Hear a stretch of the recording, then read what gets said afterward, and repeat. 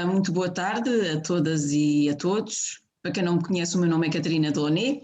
Cabe-me a mim hoje moderar esta 16ª sessão do Seminário Permanente de Investigação do SIX Nova.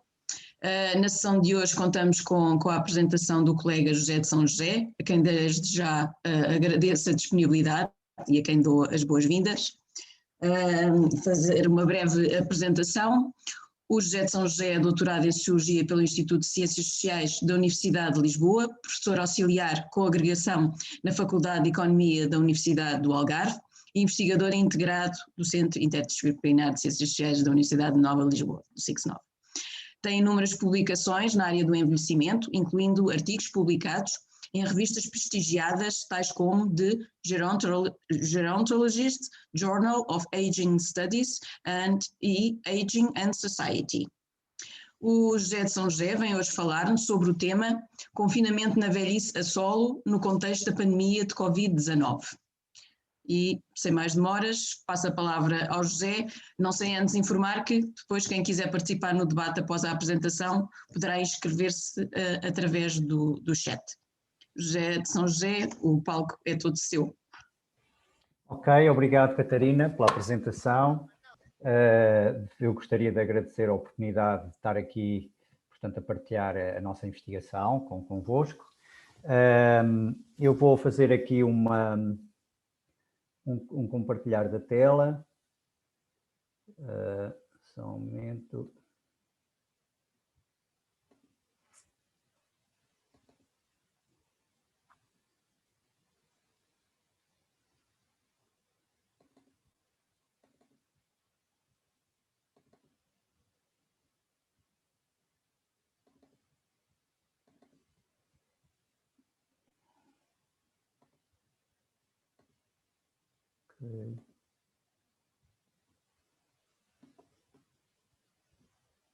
Parece que ainda não está a aparecer, eu peço imensa desculpa.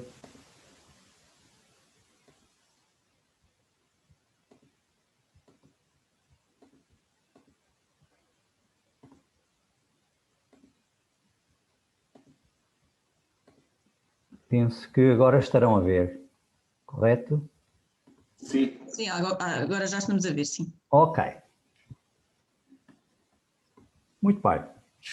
Portanto, o título desta apresentação é Confinamento na velhice a solo no contexto da pandemia de Covid-19. Eu gostaria apenas de fazer aqui um breve enquadramento sobre o processo pandémico e as respostas que foram dadas em Portugal. Portanto, no dia 11 de março de 2020, a OMS declarou a proliferação do Covid-19 como uma pandemia. Se bem se recordam, no dia 18 de março de 2020 foi decretado o estado de emergência. O confinamento domiciliário foi adotada como uma das principais medidas de saúde pública à escala global para conter a pandemia de Covid-19 e a recomendação Fica em Casa foi dirigida de uma forma particularmente vincada para a população mais velha, especificamente para os maiores de 70 anos. Sabemos também que em Portugal a adesão ao primeiro confinamento domiciliário foi generalizada e surgiu a partir daí e continua um debate sobre as desvantagens e as vantagens do confinamento domiciliário, especialmente junto dos mais velhos que residem sozinhos. Relembro que em 2019 um quarto dos portugueses com 65 ou mais anos viviam sozinhos, portanto é um fenómeno que também tem vindo a adquirir uma expressão crescente ao longo das últimas décadas. E, portanto, a presente investigação, os resultados que eu vou aqui apresentar, ainda provisórios, são baseados numa investigação que teve como intuito contribuir para o debate sobre o confinamento, em particular junto dos mais velhos. A equipa de investigação é constituída por mim próprio, pela Virpi Timonen, do Trinity College, da Universidade de Dublin, Carla Amado, Sérgio Santos, Patrícia Coelho e Ana Teixeira, todos da Universidade do Algarve. Portanto, é um projeto em equipa. Nós, quando começámos esta investigação, fizemos, como normalmente se faz em todos os processos de investigação, uma revisão da literatura, mas na altura, de facto, concluímos que havia uma literatura praticamente era inexistente relativamente ao tema do confinamento domiciliário no contexto de uma pandemia.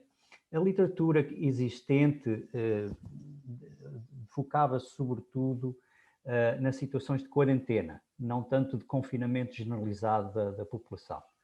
Portanto, havia estudos relativamente às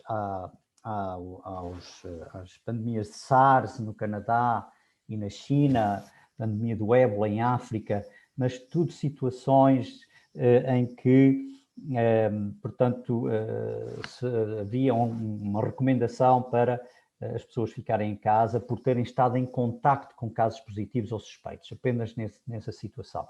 Portanto, não havia, no momento em que nós iniciámos o nosso projeto de investigação, literatura sobre as experiências de pandemia, de confinamento domiciliário, mas à escala da população, portanto, como recomendação aplicada a toda a população. E os estudos que havia sobre as situações de quarentena são estudos focados essencialmente sobre os impactos psicológicos da quarentena. E normalmente estes estudos fizeram uma avaliação pós-quarentena, não durante a quarentena.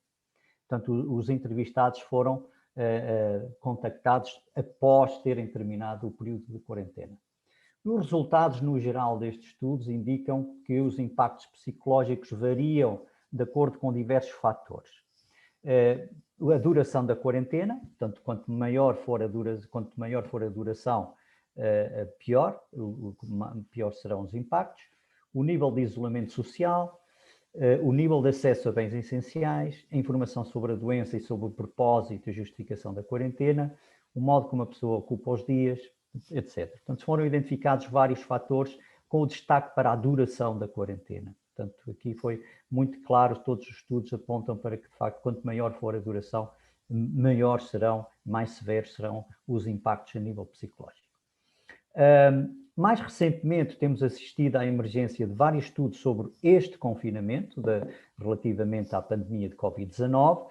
A maioria desses estudos são de natureza quantitativa, são feitos por meios digitais, portanto, à distância, não é? por questionários online, o que, de facto, introduz aqui uma certa limitação, porque só apanha pessoas que, de facto, tenham competências digitais, não é? Nenhum deles, de facto, até agora se foca sobre as experiências vividas. Portanto, e é precisamente nestas experiências que o nosso estudo incide.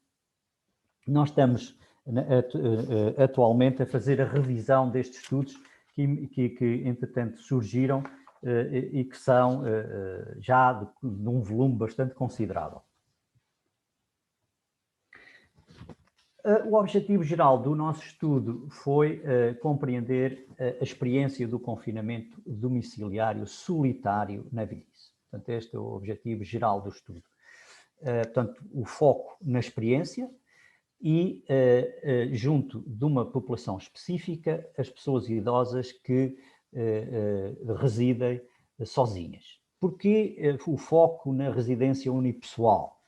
Bom, porque, em primeiro lugar, é um fenómeno que está, como eu disse inicialmente, a ganhar maior expressão e o viver sozinho, de acordo com os estudos que existem, é um fator acrescido de vulnerabilidade e, portanto, nós quisemos incidir sobre uma população a priori numa situação de maior vulnerabilidade.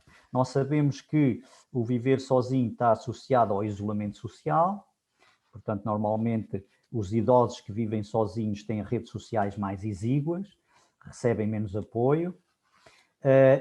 Sabemos também que a residência unipessoal na velhice está associada a níveis mais baixos de saúde autopercepcionada. E não nos podemos esquecer que em Portugal a taxa de pobreza junto das pessoas com 75 e mais anos que residem sozinhas permanecem em níveis bastante elevados. Portanto, no fundo, isto para dar conta de que há aqui um extra de vulnerabilidade nesta situação de residência unipessoal. Os objetivos específicos do estudo que nós definimos foram caracterizar o cotidiano das pessoas mais velhas que viviam sozinhas antes do confinamento, portanto, caracterizar o cotidiano antes do confinamento, compreender o cotidiano das pessoas durante o confinamento, compreender as mudanças introduzidas pelo confinamento e também os significados, as consequências dessas mudanças, e também examinar até que ponto é que a experiência do confinamento é, de certa forma, marcada pelo género, pela idade, pelo nível de escolaridade e outros fatores. Como orientações teóricas, como de facto, quando nós iniciámos o projeto, não havia de facto, como eu já disse, muita literatura sobre o confinamento mais generalizado, nós optámos, tendo em conta os objetivos da investigação, por nos socorrermos da literatura sobre sociologia da vida cotidiana, com o enfoque de facto nas experiências do dia a dia, portanto, o cotidiano como alavanca do conhecimento, e também a literatura que havia disponível sobre a solidão, esta sim, uma literatura bastante vasta, não é? Em que pretendemos, sobretudo, agarrar o conceito de solidão nas suas duas grandes dimensões, a dimensão emocional e a dimensão social. Solidão emocional que, de uma forma muito breve, trata-se da solidão por falta de intimidade emocional e a solidão social por falta de redes, portanto, por falta de contactos. São duas dimensões principais da solidão. Relativamente aos métodos e técnicas de investigação, optamos, tendo em conta os objetivos da investigação, portanto, o foco em captar a experiência vivida, optamos por uma estratégia qualitativa e assente em entrevistas semi-estruturadas, foram realizadas por telefone, entrevistas que foram gravadas. Estas entrevistas tiveram como principal objetivo caracterizar o cotidiano pré-confinamento. Fizemos também, optámos também por a realização de diários esses feitos também por telefone, durante 7 dias consecutivos, portanto, e os dias foram entre 13 e 19 de abril de 2020. E também foram, estes diários também foram gravados. Pedíamos só que desligassem os microfones, porque está a haver interferência, por favor. Ok, obrigado, Helena. Portanto, como eu estava a dizer, consideramos que esta metodologia trouxe, de certa forma, algo de novo a estes estudos, mesmo aos estudos de quarentena, porque, como eu disse, os estudos de quarentena foram feitos pós-quarentena. Portanto, nós aqui incidimos a nossa recolha de dados durante o confinamento. Portanto, foram estes 7 dias consecutivos, de segunda a domingo. Portanto, todos os dias nós telefonámos às pessoas que participaram no estudo para nos relatarem como é que o dia tinha passado. Eu penso que continua a haver aqui alguma interferência.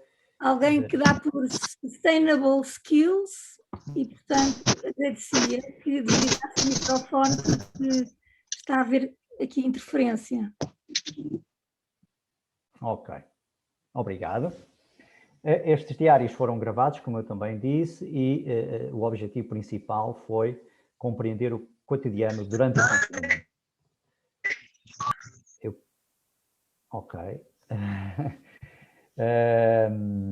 Nestes diários nós fizemos perguntas muito simples, do género: conte-nos como é que passou o seu dia, o que é que gostou mais de fazer, o que é que gostou menos de fazer, as coisas mais aborrecidas, como é que está a lidar com o confinamento. Foram perguntas deste género, deixámos as pessoas falar o máximo possível.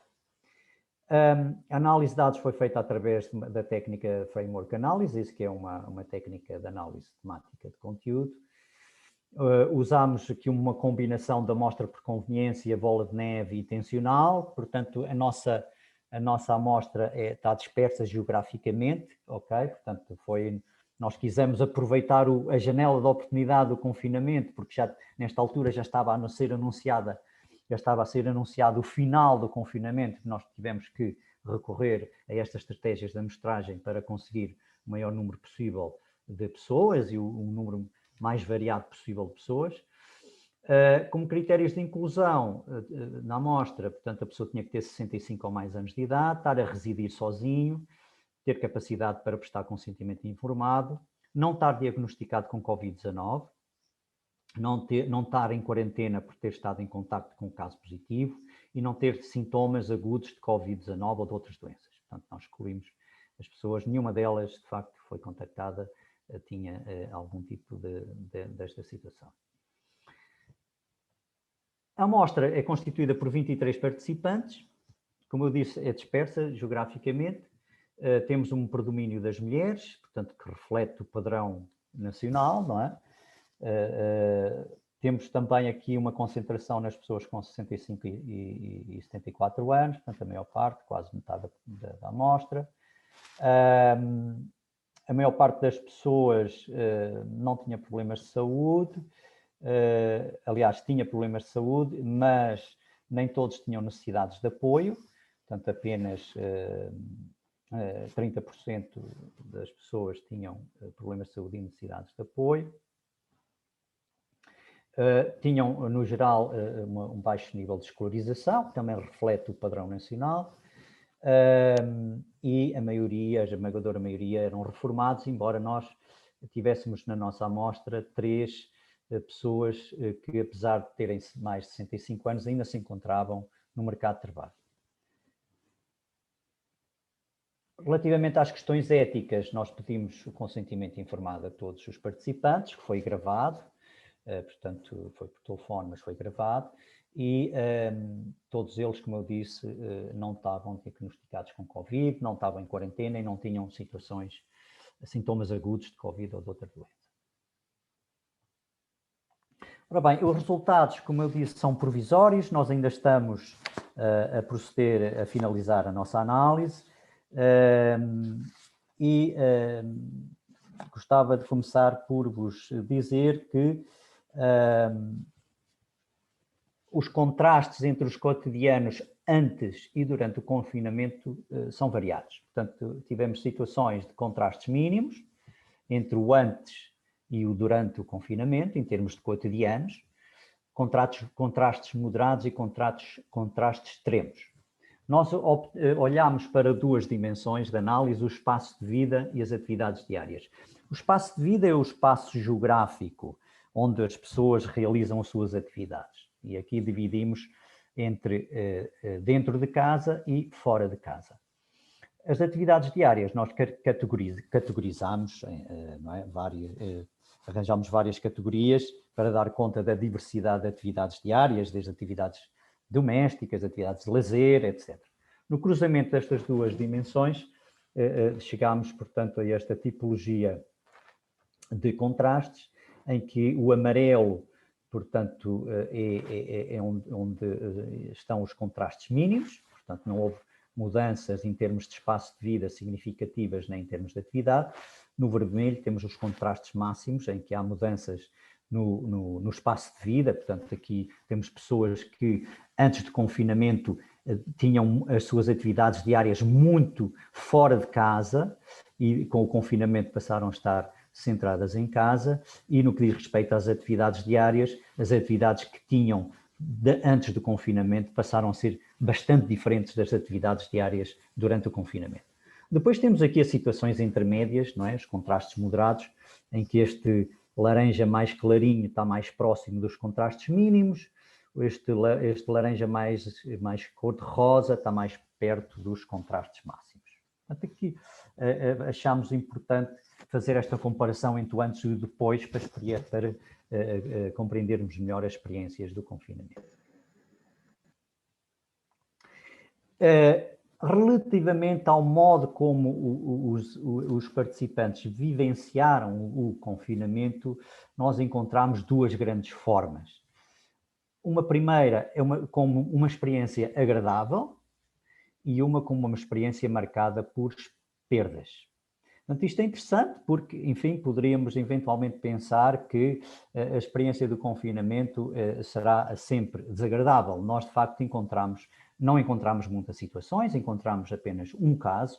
No entanto, revela que a experiência do confinamento, em alguns casos, poderá ter sido agradável, embora, na esmagadora maioria dos casos, foi uma experiência marcada por perdas.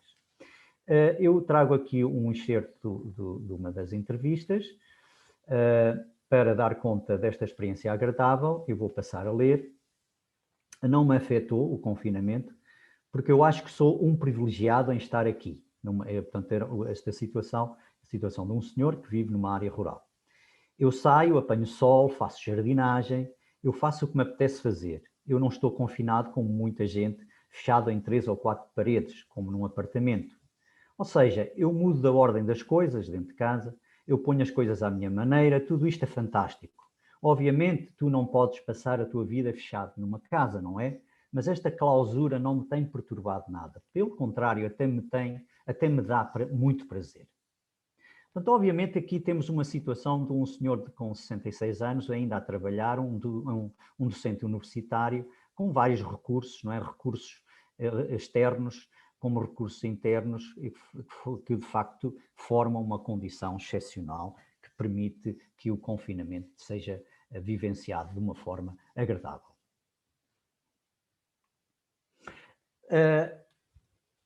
A segunda forma de vivenciar o confinamento, portanto, o confinamento marcado por perdas, nós encontramos um primeiro processo de perda generalizado, portanto, comum a todos, que nós designamos por perda de mobilidade corpórea fora de casa. O corpórea, porque a literatura sobre a mobilidade, portanto, inclui outras formas de mobilidade, portanto, a mobilidade virtual, por exemplo.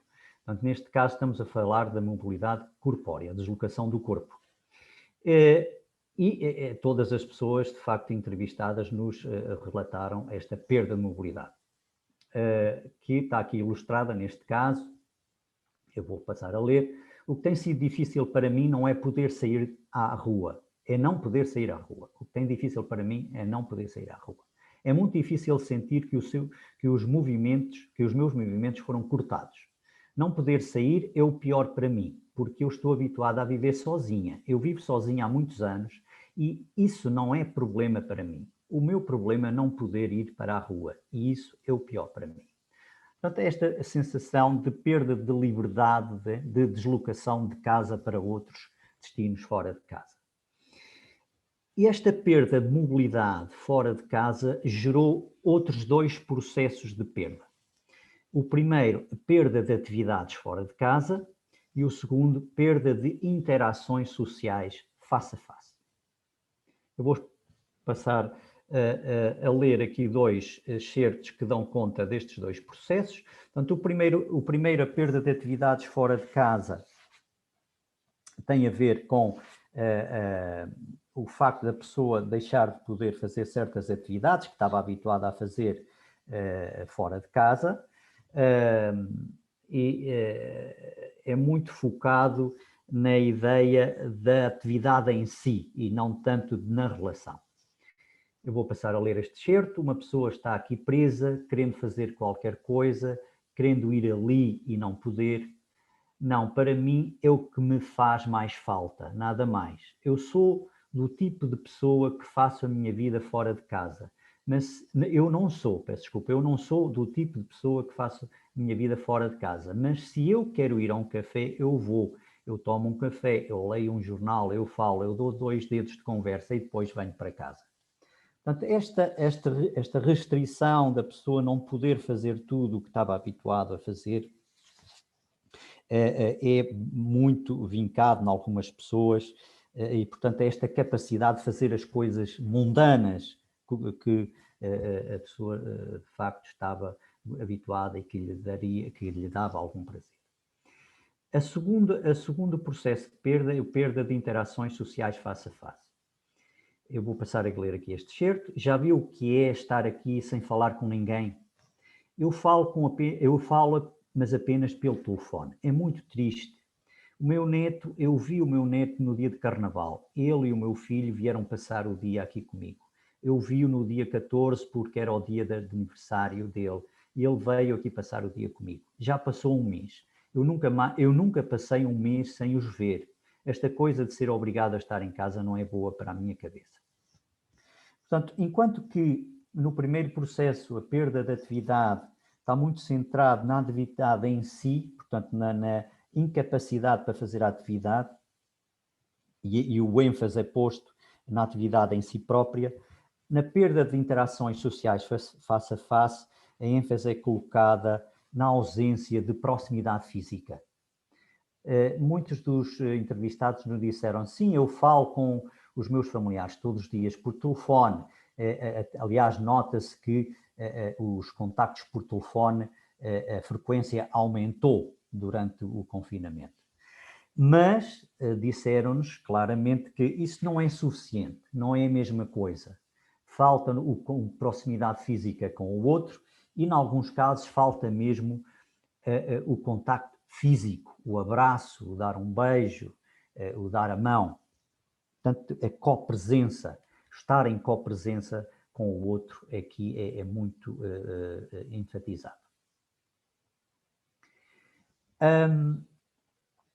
Nós também verificamos através da nossa análise que a perda de atividades fora de casa estava muito associado a um sentimento de aprisionamento.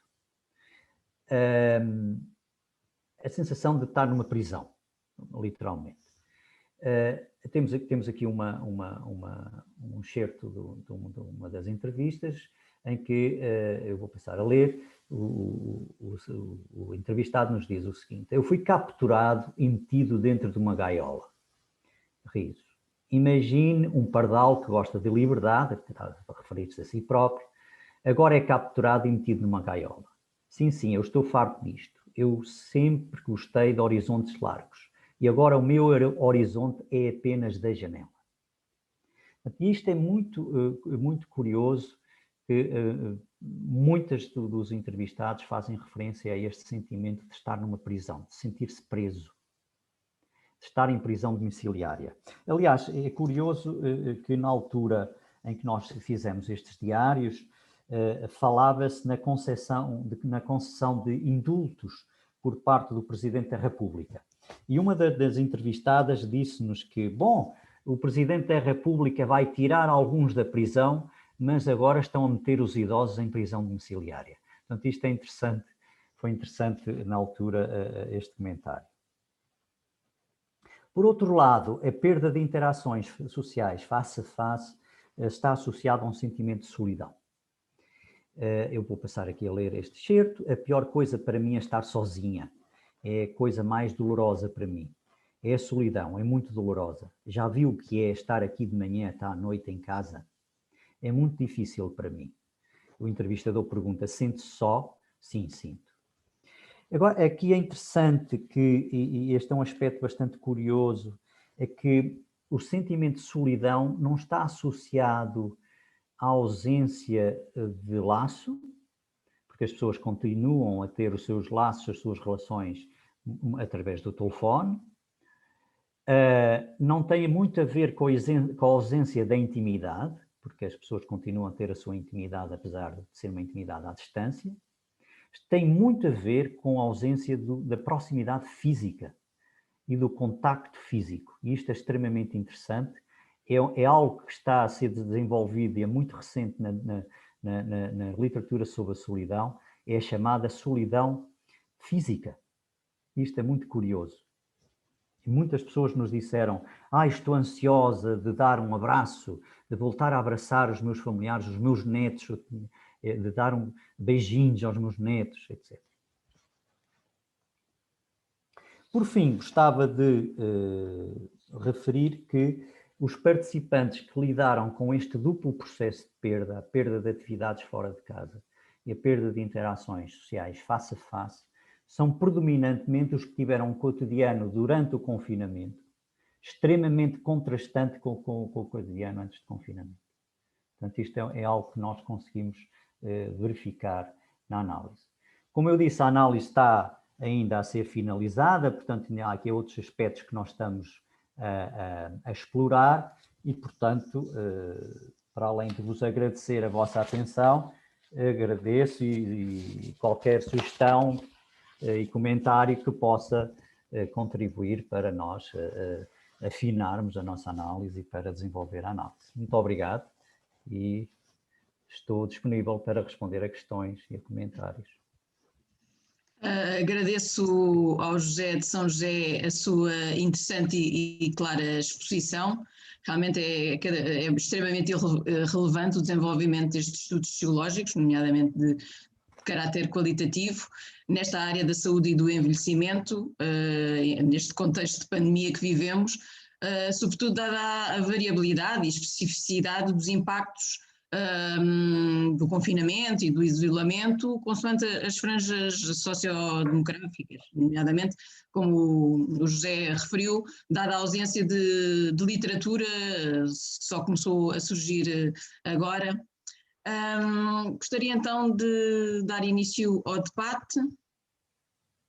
Não sei se já há pessoas inscritas. Se alguém quer colocar alguma questão ou fazer comentários.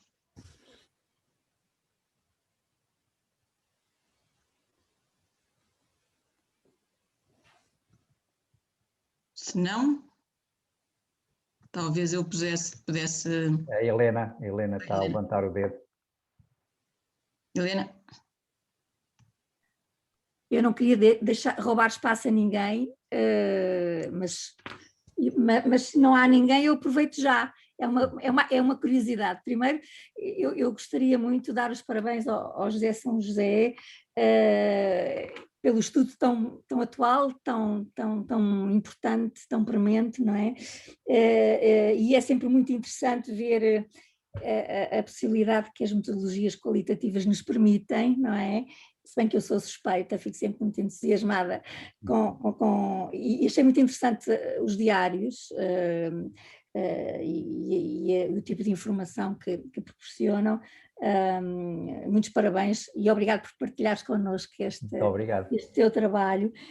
É mais uma curiosidade, porque, e com certeza vocês têm dados sobre isto, e que tem a ver com as dimensões subjetivas e objetivas das experiências, não é, dos idosos, e nomeadamente quando falaste aqui na literatura sobre a solidão, que é imensa e eu não conheço porque não trabalho nessas áreas, e que falaste naquelas duas dimensões, emocional e social. Queria saber se também mobilizaram as dimensões subjetiva e objetiva, não apenas no que diz respeito à questão da solidão, mas em relação ao isolamento e à forma como as pessoas experienciam e as dimensões subjetiva e objetiva de como experienciam este confinamento ou experienciaram este confinamento e a questão do isolamento, porque de facto para uns, não é, e pegando num excerto de uma entrevista que tu mostraste, o estar no rural pode configurar uma experiência agradável, mas para outros estar no rural pode exatamente significar isolamento. Há muita gente que gosta da cidade e quando precisa de se isolar vai para o rural e, portanto, esta dimensão subjetiva é mais uma curiosidade, ver se tinhas encontrado aqui essa dimensão, encontraste com certeza, pronto, e vou-me calar para deixar espaço para os outros. Obrigada mais uma vez. Obrigado, Helena. Eu não sei se devo responder já ou se aguardo por mais alguma questão, Catarina. Não sei se haverá mais alguma. Se calhar há uma questão já colocada no chat. Se calhar respondi a estas duas. Ok, eu estou aqui a ler. Então eu vou passar a responder à Helena já, não é? Se calhar é melhor. Sim, nós tivemos em consideração as duas dimensões, a subjetiva e a subjetiva. Nós tentámos perceber que redes objetivas que as pessoas tinham, não é? Se eram pessoas com familiares a viver proximamente ou não, se tinham amigos, se não tinham, etc. Portanto, não encontramos pessoas muito isoladas do ponto de vista objetivo, não é? Ou com redes escassas. O que nós tentámos depois perceber foi, de facto, a maneira como as pessoas vivenciaram subjetivamente a ausência de contactos face a face. E a solidão como sentimento, não é? A solidão é um sentimento subjetivo. Nós, de facto, captamos essa dimensão e que está ilustrada em algumas das nossas citações, mas o destaque foi, de facto, para a dimensão subjetiva e, portanto, foi essa que nós tentámos captar mais, embora tendo em conta sempre como pano de fundo as redes reais, objetivas das pessoas, não é? Relativamente às questões do chat, portanto, estou aqui a ler.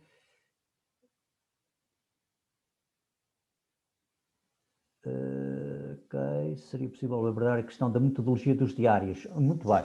A questão dos diários. Portanto, o diário é uma técnica de recolha de dados que é bastante, eu diria, bastante usada nos estudos sobre o envelhecimento. É uma técnica muito interessante porque não, digamos, não conta tanto com a memória, portanto, é algo que a pessoa vai relatando no momento. Portanto, nós fazíamos os diários todos os dias, não é? E pedíamos à pessoa para nos contar como é que foi o seu dia. Portanto, é algo que está sempre presente. Mas há formas de utilizar os diários em que a pessoa registra um determinado acontecimento, uma determinada experiência, um determinado sentimento, just in time, portanto, no momento em que ocorre. Portanto, esta é a grande vantagem do diário. Ao contrário da entrevista, não é? Principalmente as entrevistas narrativas, em que se assentam muito na recordação, não é? Na memória. O diário não, o diário faz uma recolha num momento ou num curto espaço de tempo face ao acontecimento, não é? Ou à experiência. E, portanto, nós pedíamos à pessoa para nos relatar como é que tinha corrido o dia. E esse relato foi gravado. Há muitas formas de diário.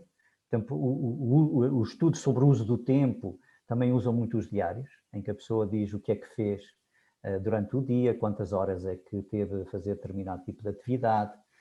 E, portanto, é interessante. Os diaristas, que normalmente são os próprios, gostam de fazer, é algo que lhes dá algum prazer. Neste caso, os diaristas apenas contaram, portanto, relataram oralmente, não foi registado, mas também pode acontecer isto. Foi feito durante uma semana, é o que a literatura metodológica aconselha, portanto, os diários não devem ser feitos mais do que uma semana, porque podem se tornar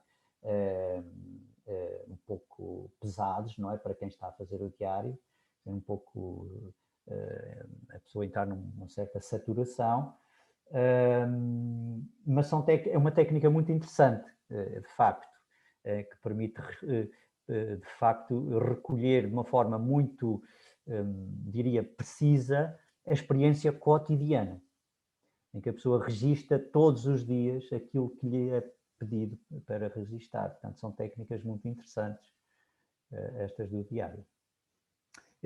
Não sei se está aqui mais alguma questão. Sim, mais uma de metodologia. Relativamente ao guião das questões, como foi organizado para a realização das entrevistas ao telefone. Portanto, se bem estou a perceber, portanto, como é que foi o processo de agendamento, talvez, e de preparação das entrevistas.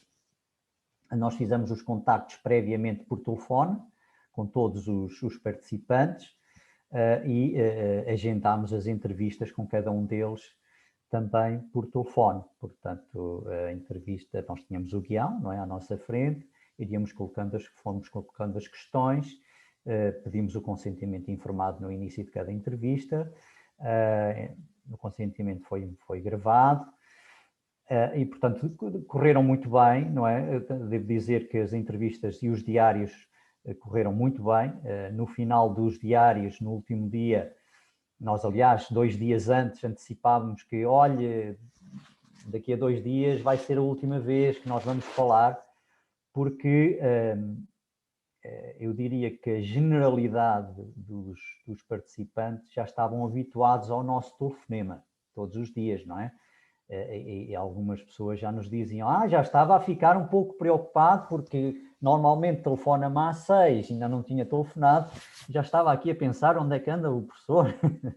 E, portanto, as pessoas de facto criaram o hábito de receberem um telefonema nosso, e devo dizer que algumas nos referiram que o nosso telefonema era digamos, um dos pontos altos do dia, não é? E, portanto, nós fomos criando, visando, não é, para fazer um certo desmame dos nossos telefonemas. Avisámos com antecipação, mas quando chegou o último dia, muitas das pessoas ficaram bastante tristes, não é? Por ser o último dia, porque estavam habituadas a ter o nosso telefonema. Devo dizer que algumas delas tinham o apoio, a teleassistência da Câmara Municipal de Faro, mas que fizeram uma comparação e dizem, não, o telefonema, os vossos telefonemas são completamente diferentes, porque vocês ouvem aquilo que nós temos para dizer e dão-nos tempo a falar. O telefonema da teleassistência é um telefonema muito mais rápido, que demora muito pouco tempo, só perguntam se está tudo bem e se tem alguma coisa a dizer, e depois desligam. Devo dizer já agora, aqui um parênteses, estava a partilhar com vocês isto, que acho que é interessante. Tenho uma das senhoras com quem portanto, nós dividimos os casos pela equipa, e nós fizemos os diários sempre às mesmas pessoas, portanto, cada um dos elementos da equipa tinha um conjunto de participantes e seguiu esses participantes ao longo dos 7 dias. E isto também julgámos que foi importante do ponto de vista metodológico para criar uma certa confiança, não é, na relação, ser sempre a mesma pessoa a telefonar. Uma das pessoas que fazia parte dos meus inquiridos, ainda hoje me telefona a perguntar se está tudo bem e gosta de falar comigo, e nas ocasiões festivas telefona-me sempre. Portanto, é uma pessoa que está sempre a pedir, mas temos que nos encontrar um dia, gostava-me tanto de conhecer o professor e tal. E, portanto, isto revela que, de facto, muitas destas pessoas, de facto, tinham era falta de um interlocutor, não é? Para falar, para partilhar as suas dificuldades, etc. No geral, esta especificidade do viver sozinho é interessante, porque, reparem, a pessoa quando vive sozinha e é imposto um confinamento, perde a possibilidade do contacto face a face, não é? Do contacto com o outro, numa presença próxima. O que não acontece com uma pessoa que vive com outra, não é? Um casal de idosos, não é? Tem sempre o cônjuge com quem podem falar, não é? Em casa, está alguém ali, perto. A pessoa que vive sozinha fica sem essa possibilidade. Mesmo as pessoas que não eram muito de contactos sociais, não é? O que elas nos dizem é, pois, mas eu saía à rua, eu ia ao café, eu falava com a pessoa do café, falava com a vizinha, falava com este, e estar ali aqueles 10 minutos em copresença é importante, não é? E quando se vive sozinho, um confinamento, digamos que corta essa possibilidade de estarem com presença com o outro, ou pelo menos estar de uma forma, com uma frequência que seja satisfatória, não é? Principalmente as pessoas que estavam habituadas a ir buscar os netos à escola e estar com os netos, isso de facto é bastante difícil depois de gerir. E também isto mostra que coisas que nós não damos importância no dia a dia, as coisas mundanas, não é? Triviais, quando ficamos sem elas, depois é que percebemos a importância que elas nos fazem, não é? E pequenas coisas, e aqui já estou a referir-me à perda das atividades, não tanto à perda do contacto face a face.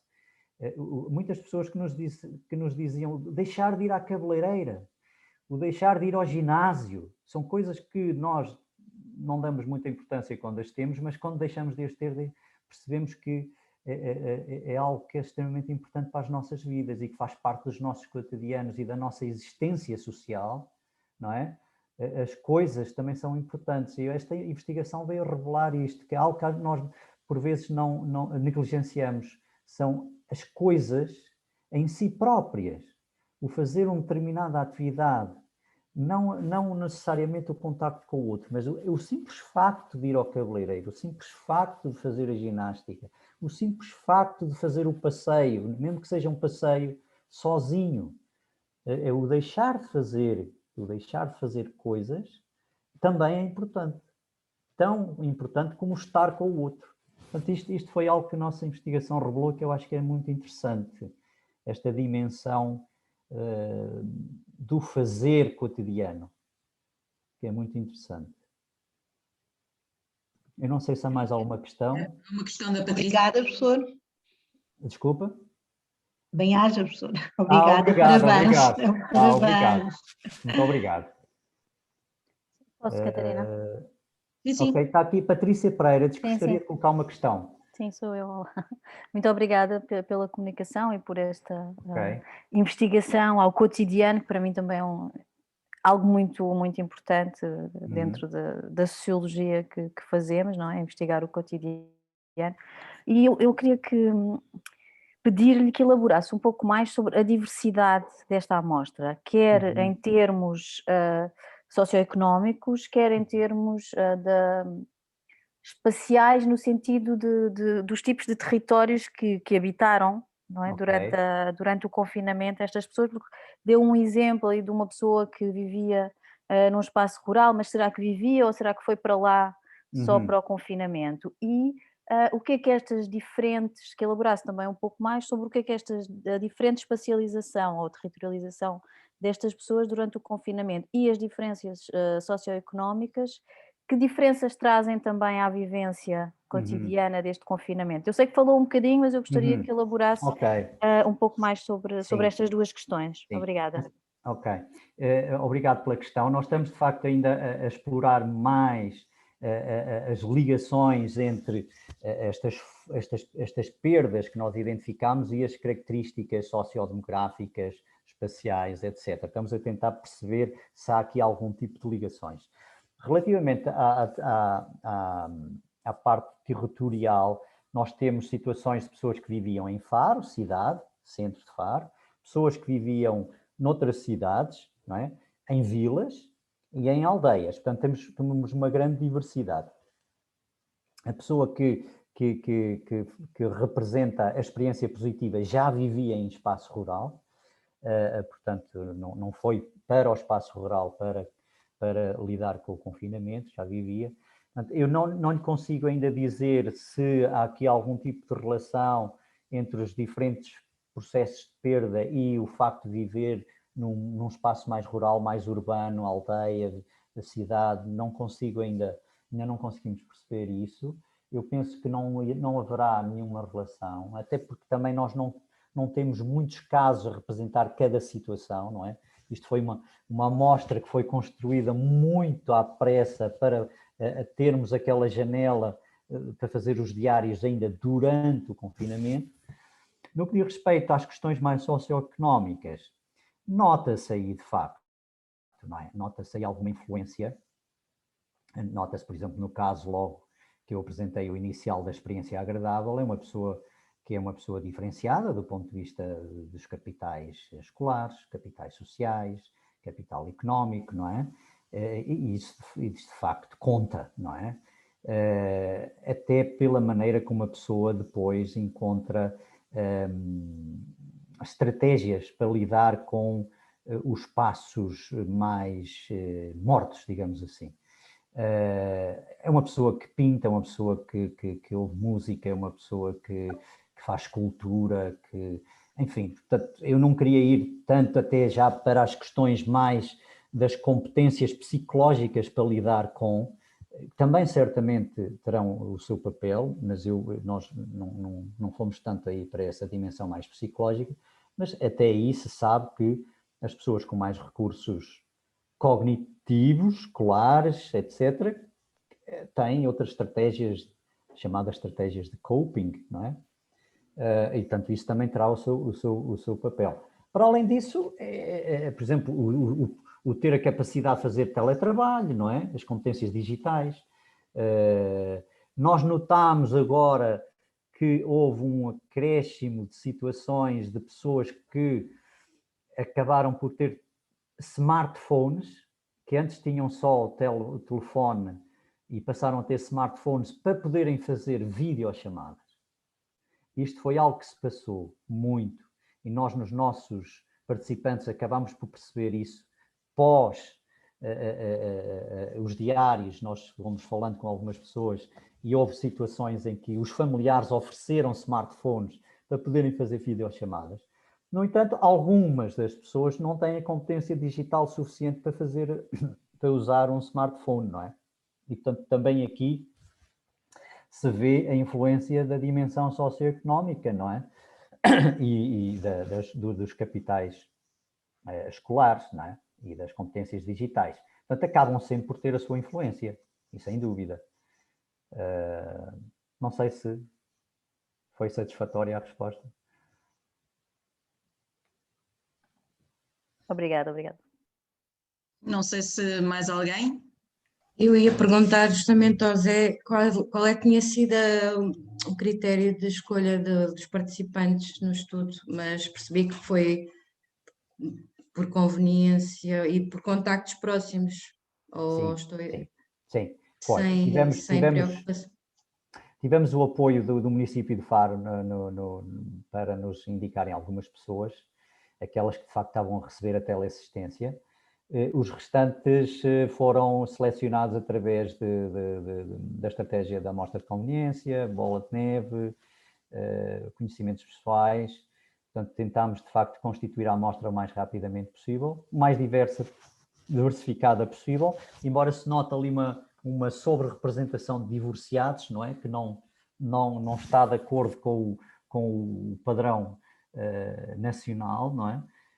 Mas teve a ver com isto. De facto, é uma amostra que foi a amostra possível, tendo em conta o tempo que nós tínhamos para constituir a amostra e fazer os diários durante o tempo ainda em que o confinamento estava decretado, porque na altura em que fizemos, foi em abril, já se falava que em maio iria acabar o confinamento. Portanto, nós tivemos mesmo que apressar um pouco o processo, não é? Não foi a amostra que nós... Não foi a amostra ideal, não é? Para podermos fazer comparações mais seguras, não é? Foi a amostra possível, tendo em conta os constrangimentos. Há mais uma questão da Manuela Pereira, pergunta se o estudo já está publicado ou como poderá ter acesso aos resultados do estudo, que é tão pertinente e significativo. Muito bem, nós estamos a preparar neste momento, vamos submeter brevemente o estudo, portanto um artigo, a uma revista científica internacional. Assim que o estudo estiver publicado, depois será comunicado, não é, ao próprio SICSNova. O próprio SICSNova fará certamente divulgação do estudo, da publicação. É uma questão de estar atento, ou eu próprio, se a Manuela quiser mandar um e-mail, eu depois, quando tiver o estudo publicado, eu próprio posso fazer chegar o estudo. Obrigada, professor. E é possível o contacto, por favor? É, o meu contacto. Obrigada. Eu vou escrever aqui no bate-papo, para todos ficarem com o meu contacto. Obrigada, professor. Felicidades. Muito obrigado.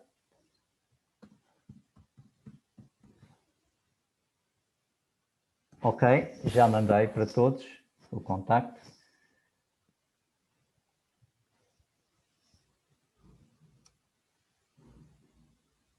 Devolvo a palavra à assistência. Mais alguma questão, comentário que queiram colocar? Posso...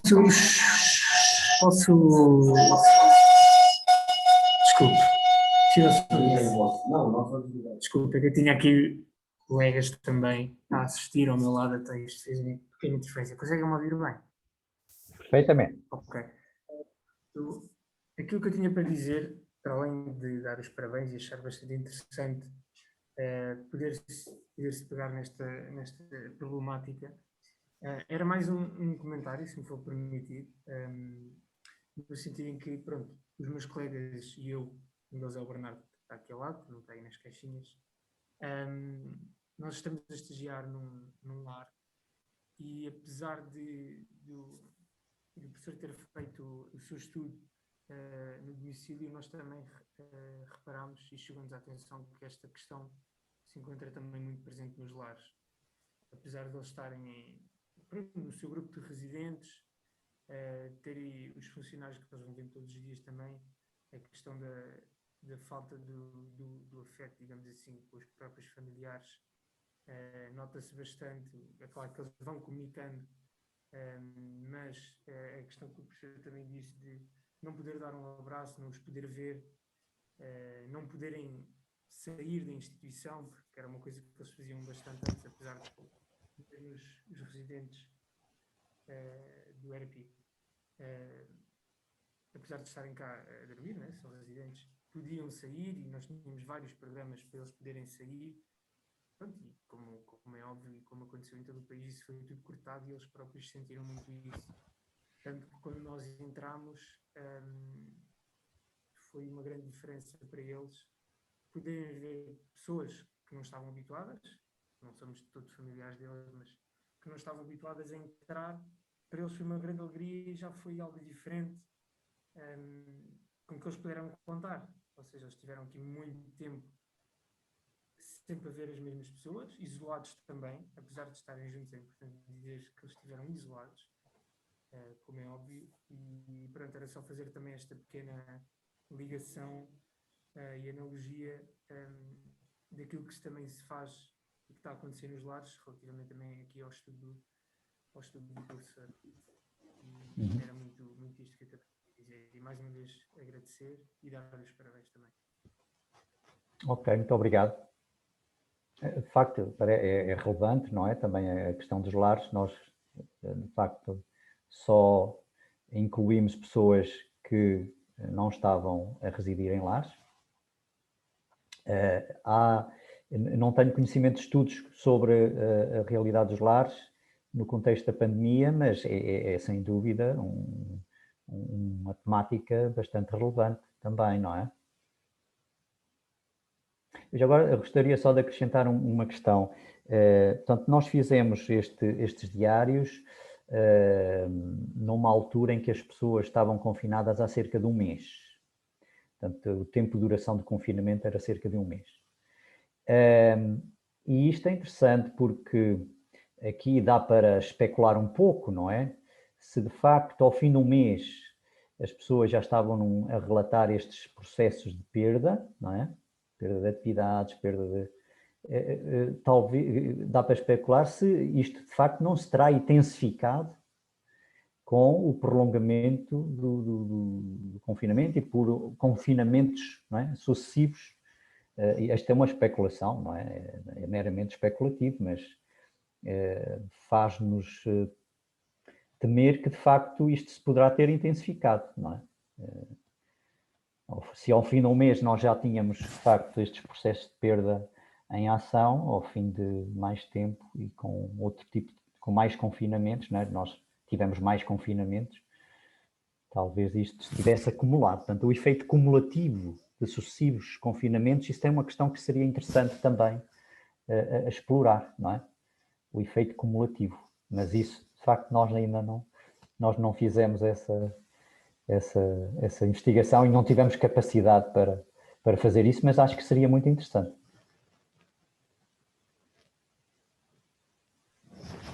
Bem, estamos praticamente em cima da hora.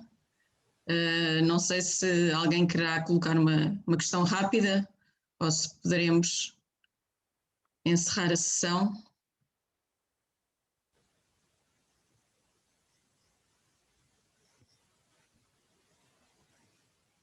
Penso que não vejo ninguém manifestar-se, pelo menos.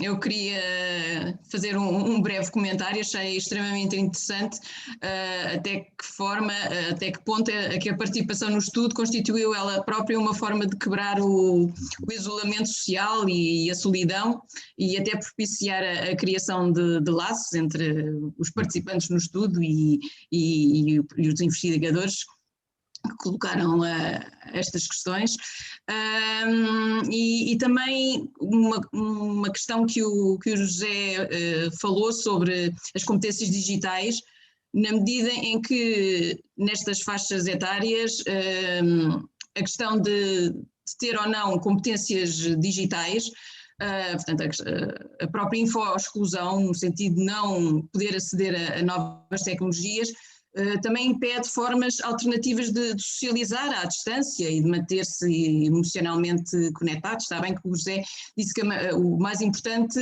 era as interações face a face, o poder abraçar o neto, mas, por exemplo, a quebra de rotinas e de hábitos diários, que talvez seja um pouco mais difícil para os mais idosos, poderia ser compensado, por exemplo, os almoços ao domingo com uma ligação por videochamada.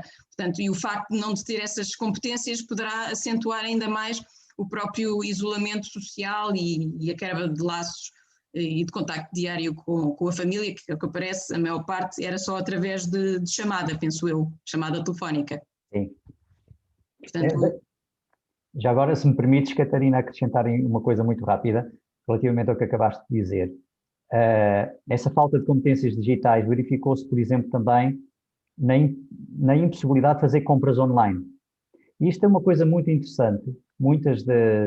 E aqui é curioso, porque aqui é algo muito que nós verificamos muito apenas junto das mulheres entrevistadas, que muitas nos relataram relativamente ao processo de perda de atividades, outro processo associado, só junto a algumas, que é o processo de perda de independência. E isto é outra coisa extremamente interessante. Perda de independência em que aspecto? Muitas das entrevistadas nos disseram, bom, eu agora estou dependente dos meus filhos para me fazerem as compras. E eu que estava tão habituada a fazer as minhas compras, porque eu gosto de fazer as compras e escolher aquilo que eu gosto, fazer compras à minha vontade, como diziam. E eu agora tenho que aceitar as escolhas que os outros fazem por mim. E eu às vezes trazem produtos que eu não gosto, que eu não estou habituado a consumir, trazem-me um determinado tipo de peixe que eu não gosto. E, portanto, se a pessoa tivesse a competência digital para fazer compras online, talvez essa falta de capacidade de escolha, não é? Essa independência que se gera, essa dependência que se gera relativamente ao outro, talvez não acontecesse. Portanto, é mais um aspecto em que o não ter a competência digital acaba por colocar certas pessoas em desvantagem, não é? Isto também achámos muito interessante, esta perda de independência que algumas pessoas, exclusivamente mulheres, curioso, nos relataram. Agora estamos dependentes de outros. É algo que algumas nos disseram, e eu não gosto nada disso, porque eu sempre estive habituada a fazer as coisas à minha maneira, e agora tenho que fazer as coisas à maneira dos outros. E também interessante, algumas pessoas nos disseram que queriam ser elas próprias a ir ao supermercado, mas os filhos não deixavam. Isto também é interessante. E, portanto, há aqui este aspecto há uma atitude protetiva dos filhos, que é natural e é compreensível, mas que tem um efeito não intencional, que é gerar o sentimento de dependência no pai ou na mãe. Isto também é curioso.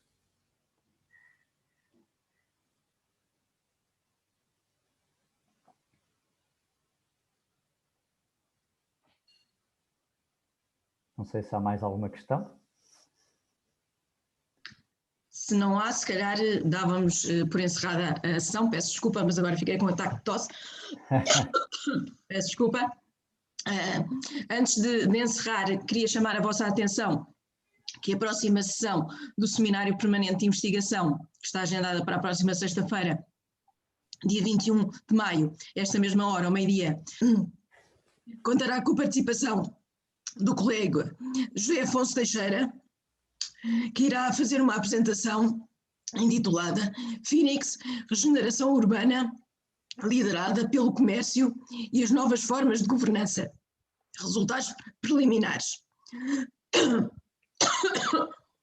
Agradeço uma vez mais ao José por ter partilhado connosco os resultados deste seu estudo tão interessante e relevante, e agradeço também aos presentes, pedindo desculpa por ter ficado afónica na parte final, e desejo a todos um bom fim de semana e até para a semana. As melhoras, Catarina. Muito obrigado, foi um gosto. Foi muito bom.